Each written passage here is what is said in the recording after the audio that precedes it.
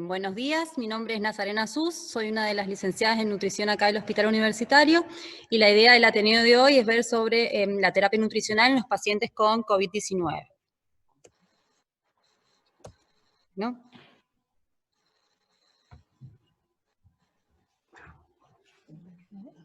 Sí, pero se me salió.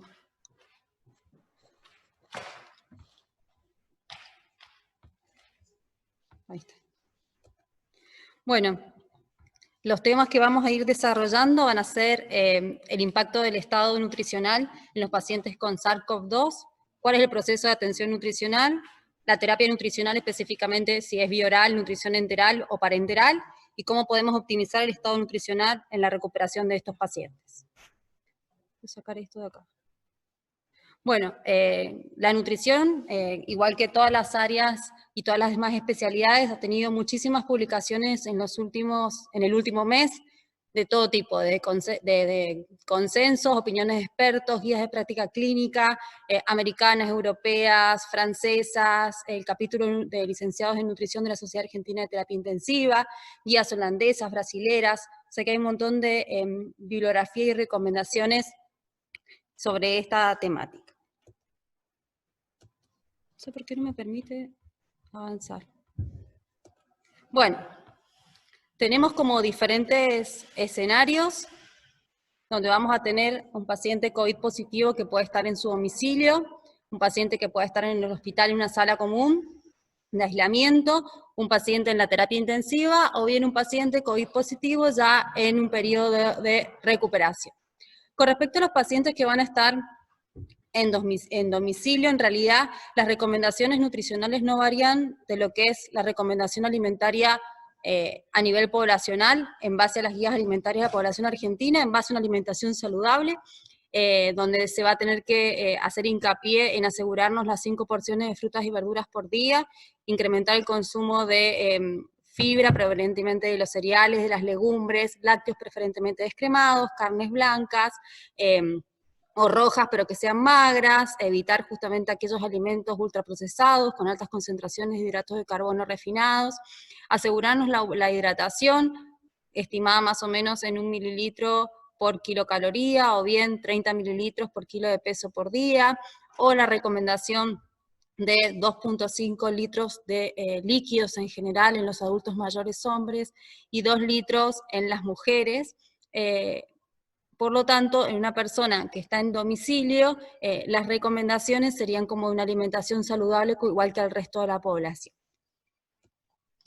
Bueno, el paciente COVID en realidad, alguna bibliografía informa o refiere que son pacientes en riesgo de desnutrición por muchos factores, porque hay disminución de la ingesta de alimentos, consecuencia de la diarrea, la tos, la disnea, la dificultad para respirar. Tenés que autorizar la entrada al 14. Ahí tenés que autorizar. Ahí. Esto no, ahí está. Admitir todo. Pues. Sí. Deberían cambiar de... Tendrían que ir admitiendo ahí solo. Sí, no sé por qué. Porque si no, se me va saliendo ahí siempre. Ahí está. Bueno, y consecuencia de esto va a disminuir la ingesta de alimentos, además de que la disminución del gusto y del olfato, y por otro lado, consecuencia de la infección, del hipercatabolismo y del reposo, también disminución de la masa muscular. Bueno, otro dato que hay que tener en cuenta, si consideramos que en Argentina, de acuerdo a los últimos resultados de la segunda encuesta nacional de nutrición y salud, donde el 67.9% de los pacientes presentan exceso de peso, ya sea sobrepeso u obesidad, y esto no es un dato menor, ya que hay varios reportes de estudios donde muestran que los pacientes con obesidad son los pacientes que requieren estancias hospitalarias más largas, los pacientes estos que ingresan a la terapia intensiva requieren aquellos que tengan un índice de masa corporal mayor a 35, que son más graves o bien que van a requerir de ARM, y en algunos trabajos han mostrado que un índice de masa corporal mayor o igual a 40 sería como un factor independiente de hospitalización después de la edad. Y otro aspecto que se menciona es el tema de la obesidad sarcopénica.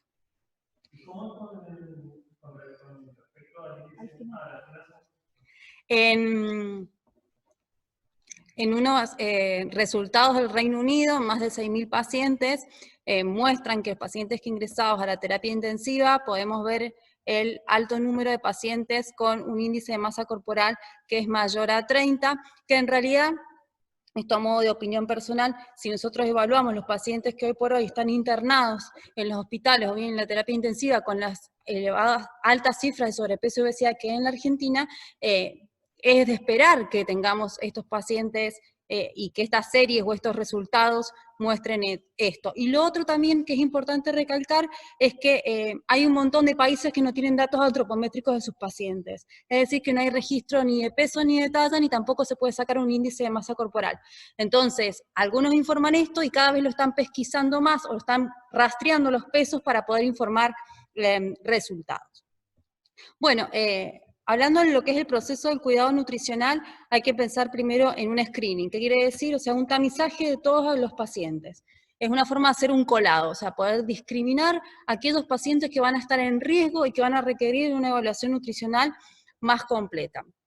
Hay más de 60 herramientas de tamizaje nutricional, acá les menciono algunas. En general, una herramienta de tamizaje tiene que ser algo rápido, no más de 3 a 5 minutos, que pueda ser realizado por cualquiera, no hace falta que sea un licenciado en nutrición, y generalmente considera pérdida de peso, en algunos casos considera el índice de masa corporal, disminución del apetito, y en algunos otros considera también el tema de el catabolismo generado por la patología. Este screening se tiene que realizar en las primeras 24 a 48 horas. Un minuto que vamos a autorizar el ingreso de más gente. Ahí está, le di, admitir. Ahí está, ya está. Sí. Debe ser realizado a todos los pacientes en las primeras 24 o 48 horas de ingreso. En caso de que los pacientes den positivo, ahí en realidad a este screening uno pensaría en una evaluación del estado nutricional. Una evaluación del estado nutricional hoy por hoy es algo dificultoso, porque si pensamos en que uno tiene que considerar parámetros antropométricos como puede ser el peso, la talla, bioimpedancia, si uno quiere circunferencias, algo de funcionalidad como puede ser una dinamometría, bioquímicos, los que nos podría llegar a ser de utilidad sería una proteína C reactiva. La albúmina y la prealbúmina no son considerados análisis de laboratorio desde el punto de vista que nos den un dato desde el punto de vista nutricional, pero sí hay varios trabajos que han demostrado que los pacientes hipoalbuminémicos o bien con prealbúmina tienen peor pronóstico.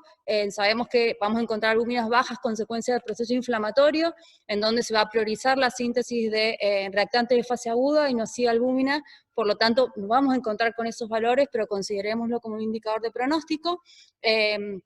Parámetros clínicos que apuntan específicamente a la parte de la historia clínica y también a lo que es el examen físico orientado a la nutrición, y dietéticos a lo que es todo lo que es ingesta alimentaria.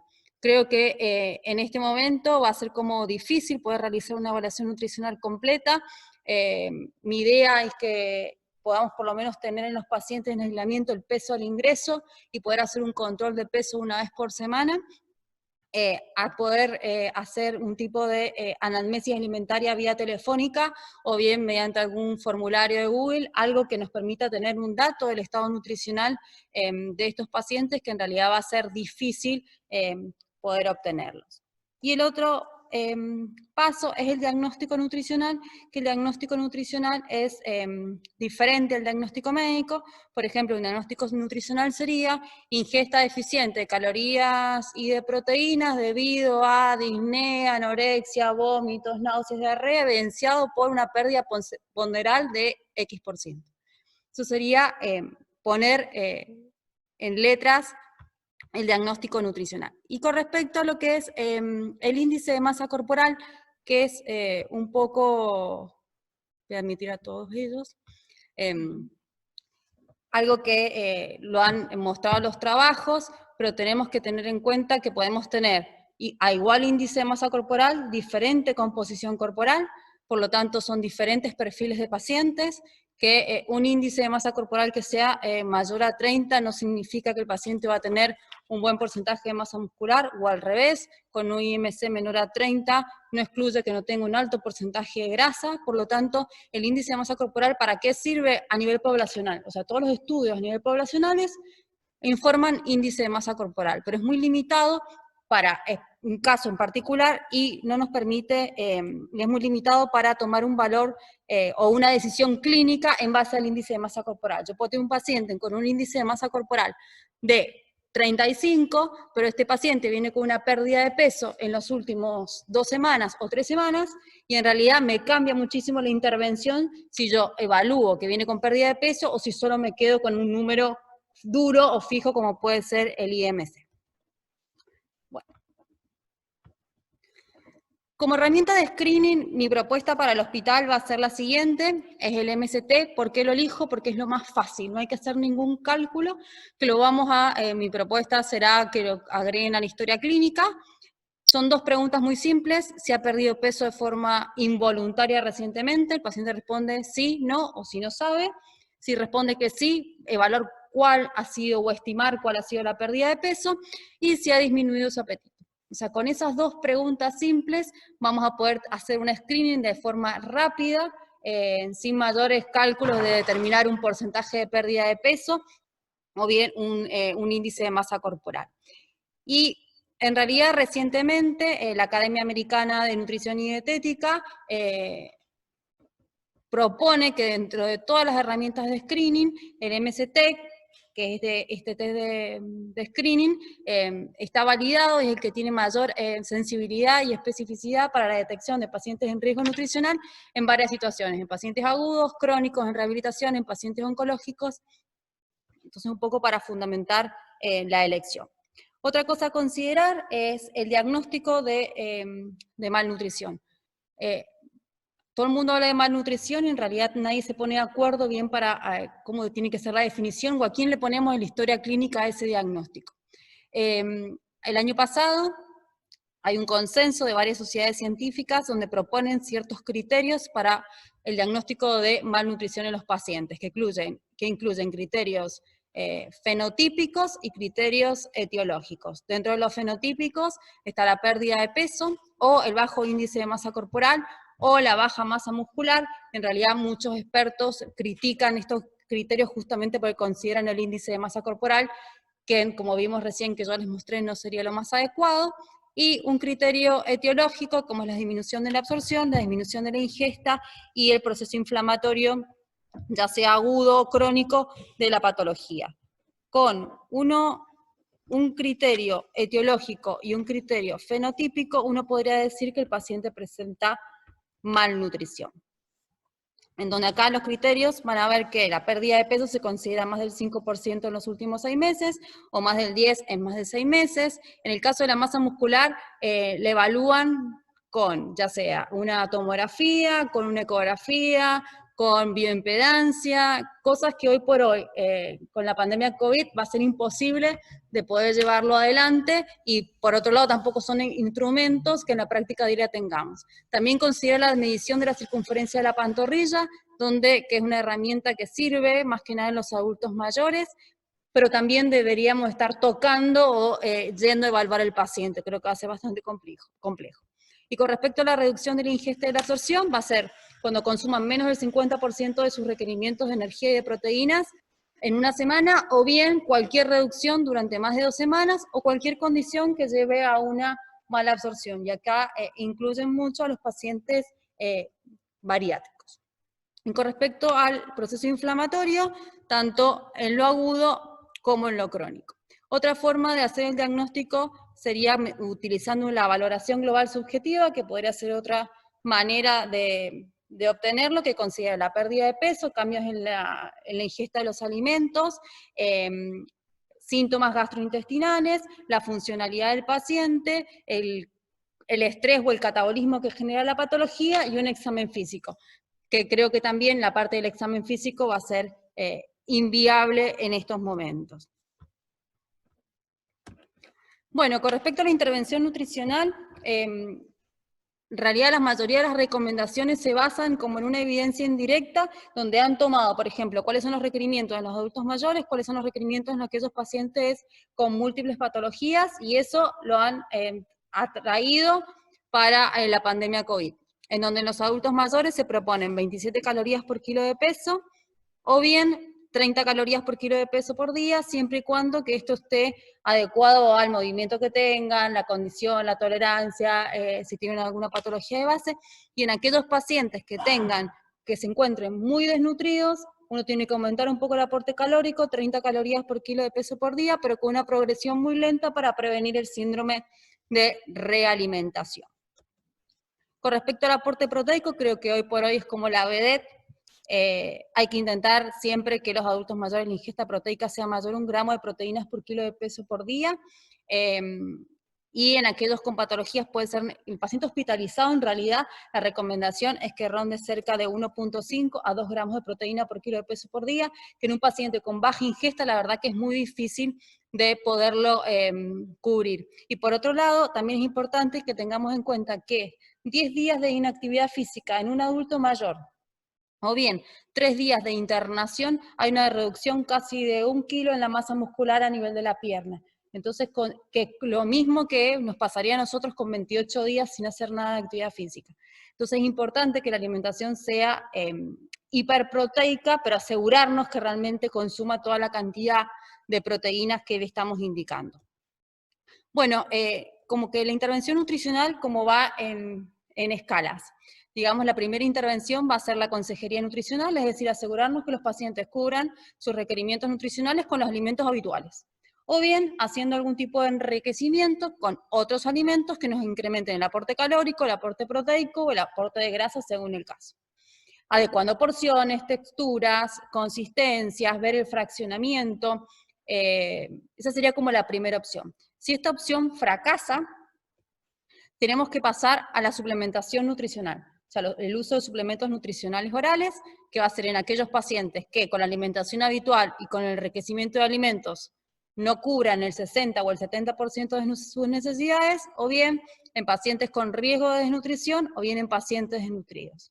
Que se habla que si uno lo detecta esto precozmente, debe iniciar la suplementación oral, ya sea con suplementos en polvo o líquidos, en las primeras 24 o 48 horas. Por eso la importancia del screening o el tamizaje inicial que nos va a permitir tomar como una postura rápida. Se sugieren que sean 400 calorías con al menos 30 gramos de proteína. En realidad esto sería contenido en 2 suplementos bebibles de 200 mililitros, llegaríamos a ese aporte.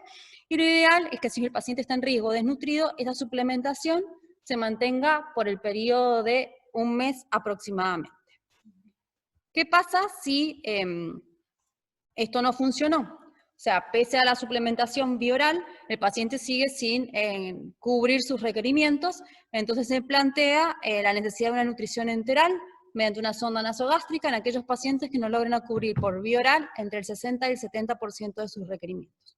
En caso de que esto falle, o sea, que el paciente no tolere o que no podamos progresar para llegar a cubrir sus requerimientos nutricionales, se va a implementar una nutrición parenteral justamente cuando no logremos este objetivo o que el paciente bien no podamos ir avanzando y esté más de 1 semana y estamos en la cantidad de calorías, 500 calorías, y no estamos cubriendo absolutamente nada. Bueno, y hay un montón de trabajos que hablan de que cuando uno detecta precozmente estos pacientes en riesgo de desnutrición o desnutridos e implementa una estrategia de suplementación, termina siendo costo efectivo.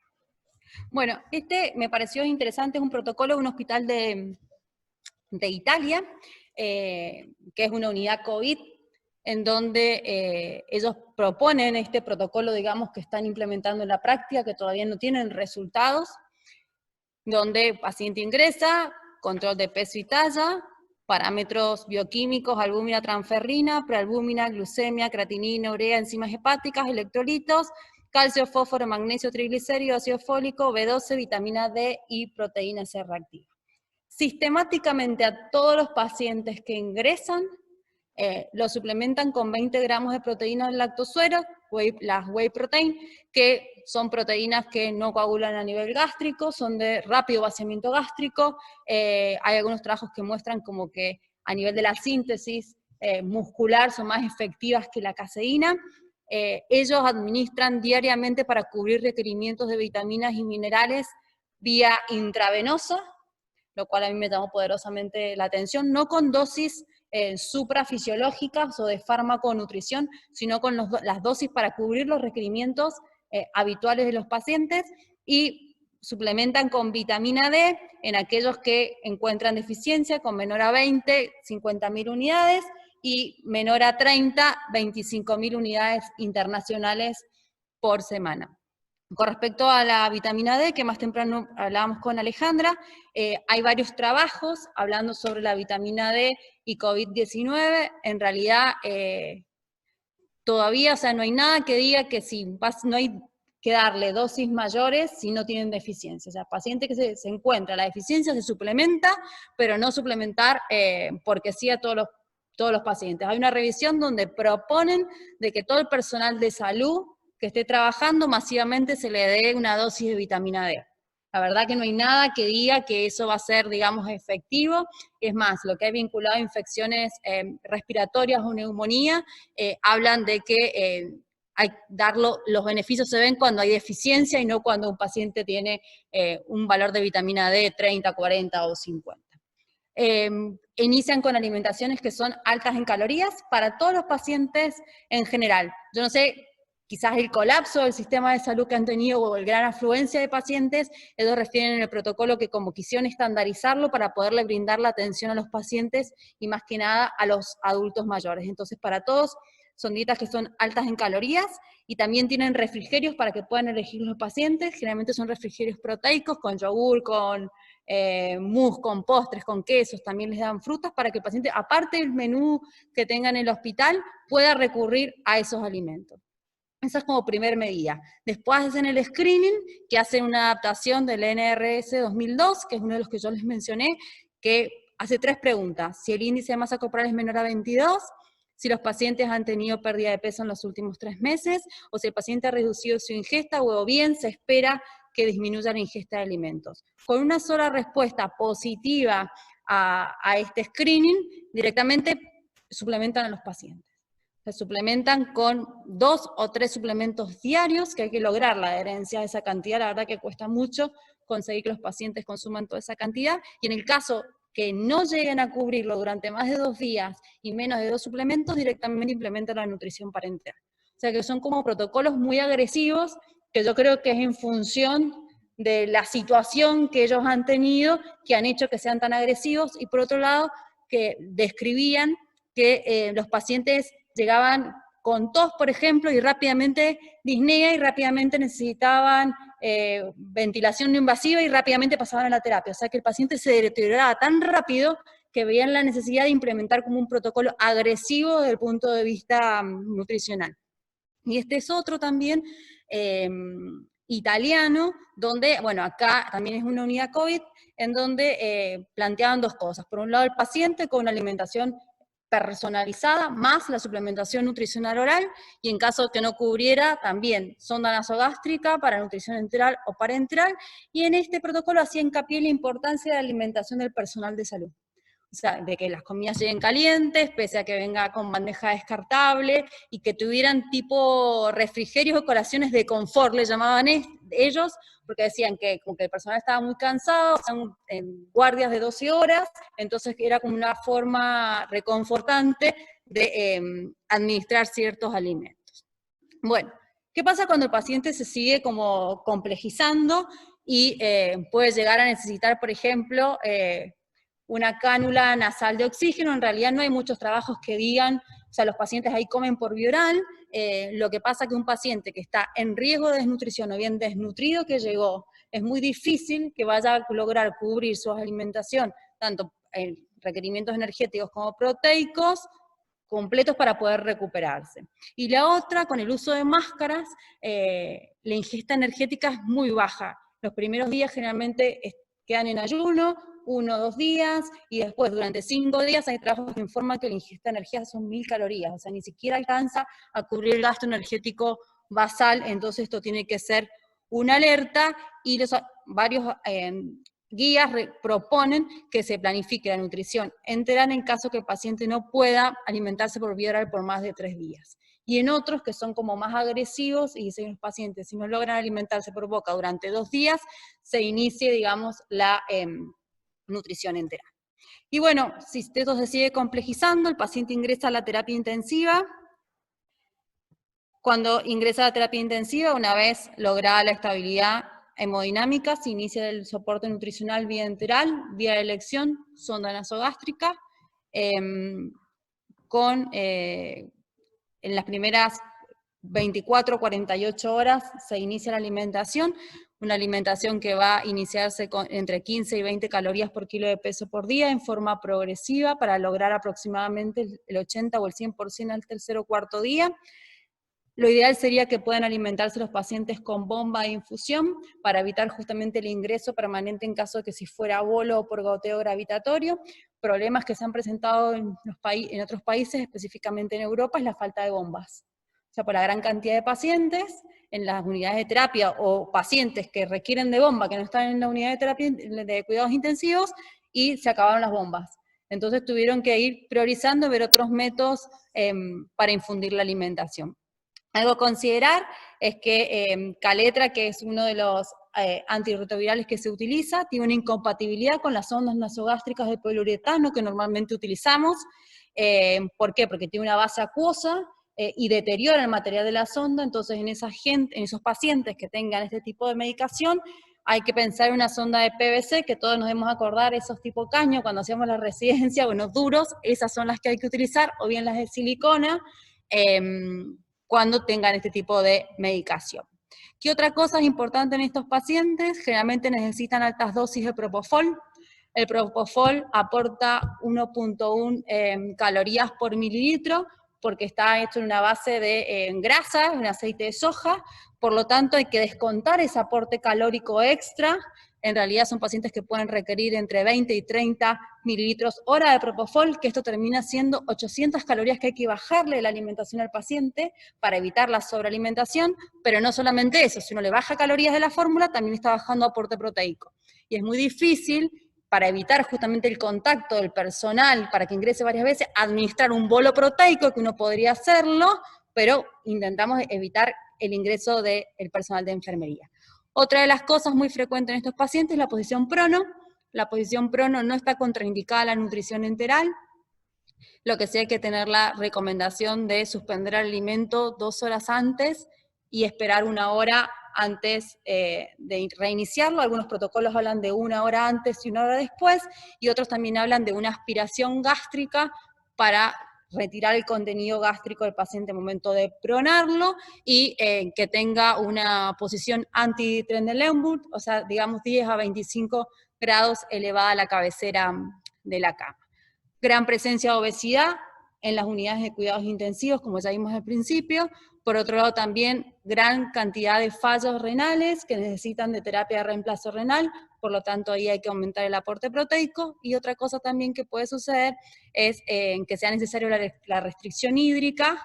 Entonces las fórmulas generalmente aportan en 1 litro 85% de agua, entonces uno debería elegir fórmulas que sean con alta cantidad de calorías para justamente disminuir el aporte de líquido en los pacientes, en caso que por supuesto no tolere por vía a estómago. El segundo camino es la administración de prokinéticos, el tercero la sonda nasoyeyunal, y por último el planteamiento de la nutrición parenteral. Y otra cosa a tener en cuenta también es la gran pérdida de masa muscular que tiene el paciente crítico, que puede llegar a perder hasta 1 kilo de masa muscular por día, entonces por eso es pues tan difícil la recuperación. ¿Qué pasa después? El paciente salió de la terapia intensiva con miles de problemas, uno de ellos, la disminución, se observan en algunos trabajos del 20% del peso, y hay un montón de barreras que limitan la alimentación. O sea, el paciente cuando es extubado, generalmente sale la sonda y no se reinstala en muchas ocasiones, pero el paciente, ¿qué pasa? Tiene poco apetito, saciedad precoz, disfagia, que hay en algunos casos que se observa disfagia post-extubación hasta 21 días y algunos hasta 4 meses después. Justo ayer leía un artículo que hablaban de que estaban iniciando un protocolo en Barcelona, en donde decía que el 55% de los pacientes internados en la unidad de COVID presentaban disfagia. Todos, ya sea los post-extubados, los adultos mayores que ingresaban, y que el 80% se encontraban en riesgo de desnutrición. Bueno, alteraciones del gusto, la fatiga, todo esto hace que limite la ingesta. Varios trabajos muestran que los pacientes durante la primera semana no logran cubrir el 50% de sus requerimientos. Por lo tanto, el paciente viene a estar en la terapia intensiva y pasa a sala, viene con una determinada cantidad de calorías, supónganse 2000, y cuando pasa a sala se pasa todo el tiempo con la mitad del aporte, cuando justamente en este periodo es cuando necesita más calorías y más proteínas para iniciar justamente su recuperación. Bueno, y este es un trabajo que es más viejo, pero es interesante ver que en los pacientes a 1 año de alta con un síndrome de distrés respiratorio agudo, fíjense cómo tardan en recuperar su peso inicial. Tardan 1 año y todavía no recuperan su peso, y generalmente esa ganancia de peso que tienen es a expensa de masa grasa y no de masa muscular. Más la debilidad, más el desgaste muscular que presenta. Entonces eso hay que tenerlo en cuenta, porque posiblemente acá no vamos a tener terapia intensiva ni nada, pero posiblemente recibamos un post-terapia o después veamos pacientes que vengan con estas características porque estuvieron en una terapia intensiva por COVID hace determinado tiempo. Bueno, esto es para que lo tengamos en cuenta en cuanto a durante la recuperación. Es fundamental el aporte proteico, y de qué forma, de forma asimétrica. Las tasas de anabolismo se ven cuando uno hace una distribución homogénea del aporte de proteínas, que generalmente la dosis debe ser de 20 a 30 gramos por comida, o bien 0.4 gramos de proteína por kilo de peso por día. Y esto es para que vean cómo en este trabajo ven comiendo un bife que aporta 30 gramos de proteína, que serían un poquito más de 100 gramos de carne, o bien 3 veces más, 340 gramos de carne, que son 90 gramos de proteína. La diferencia en la tasa de síntesis de masa muscular no es que porque comer más voy a sintetizar más. La cosa es la porción y en la cantidad que se incorpora. Y acá esto para que veamos un poco en gráfico, fíjense, 14 gramos de proteína si tomamos una taza de leche, comemos 2 bollitos de pan, no llegamos a la cantidad. Si le agregamos queso sí, pero pensemos en una persona que a veces toma un té y come 2 tostadas y no le pone nada, o le pone manteca, tiene casi nada de aporte proteico. Incorporando carne no tenemos ningún tipo de problema, pero fíjense todo lo que hay que agregar. Si comemos una pasta hay que agregarle huevo, hay que agregarle queso, y comer un postre que tenga leche para poder llegar a los 20 gramos. Entonces no es tan fácil. Y sumado, si tenemos poblaciones de adultos mayores, que generalmente de la noche dicen, me tomo una sopita y no comen más nada, ese aporte proteico no está, por eso a veces es necesaria la suplementación, ya sea en polvo o líquidos. Seguimiento y monitoreo para estos pacientes va a ser fundamental para todos los pacientes. Evaluar, por supuesto, si cubren o no los objetivos nutricionales. Supervisión de la ingesta es fundamental para ver si cubren los requerimientos. Planificar el plan alimentario al alta en los pacientes que estén internados. Por supuesto, la rehabilitación es fundamental. Proteínas sin ejercicio como que no funciona. Y, por supuesto, posterior al periodo de, digamos, en COVID, la evaluación de la composición corporal, y en algunos casos sugieren que hay que evaluarlo hasta durante todo el año posterior al diagnóstico. Bueno, algunos mensajes al día de ayer, no sé, todo esto cambia tan rápido que posiblemente hagamos algunas modificaciones. Vamos a tener que reinventarnos desde el punto de vista nutricional, porque no vamos a poder hacer las evaluaciones que venimos haciendo normalmente, y ver qué estrategia activa y de prevención podemos implementar, que el screening es fundamental y es para todos. Reconocer tempranamente la desnutrición en los pacientes para poder implementar un tratamiento oportuno y un seguimiento. Y por último, bueno, valorizar el papel de la masa muscular, que creo que es lo más importante, que no sean solo calorías, sino que aportemos, digamos, una buena cantidad de proteínas para favorecer la recuperación de cualquier paciente que tengamos interno. Bueno, y eso era todo. Muchas gracias, Nazarena. ¿Alguien quiere hacer una pregunta? Habilitamos el chat. ¿Vos, Gaby? Yo le quería preguntar con respecto ¿cómo pusiste el porcentaje según el índice de masa corporal, de contagios, de neumonía, si tenías algo con respecto a la mortalidad? ¿Puedes repetir la pregunta? Sí. Yo no lo escuché. de pacientes, en esta diapositiva me decís vos. Sí, que la mortalidad es mayor en los pacientes con obesidad. Con obesidad. Es más, lo que estaba leyendo ahora también es que veían que había los pacientes que son menores de 60 años que más ingresaban a la terapia y se ponían peor en los obesos. O sea que... ¿Cómo? Que los pacientes jóvenes, menos de 60 años, que estaban en las unidades de terapia intensiva con peor, digamos, evolución de la enfermedad, eran obesos. De esta forma rápida que hiciste de implementar la suplementación diaria, no reportaron diarrea. No han reportado resultados. Acá me preguntan de que si con esta forma de suplementación tan agresiva, por decirlo de alguna forma, los pacientes no experimentaban diarrea. Y mi respuesta fue que aún en ese protocolo tan agresivo, todavía no muestran los resultados de la implementación de ese protocolo.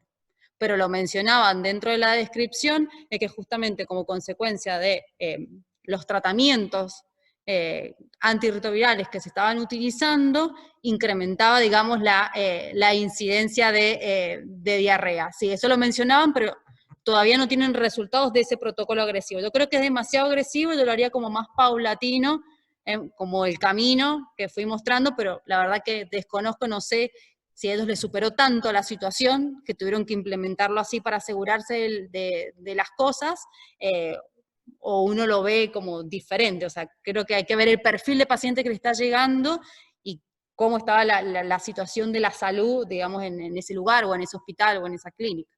Acá Javier Ortego pregunta si es una condición particular de los pacientes COVID todo este manejo, o es común a cualquier paciente obeso que ingresa a una UTI. Debe ser del manejo. Del manejo en realidad es para todo paciente obeso que ingresa a UTI, se maneja igual, sí. Se maneja igual que cualquier paciente obeso o obeso COVID, digamos.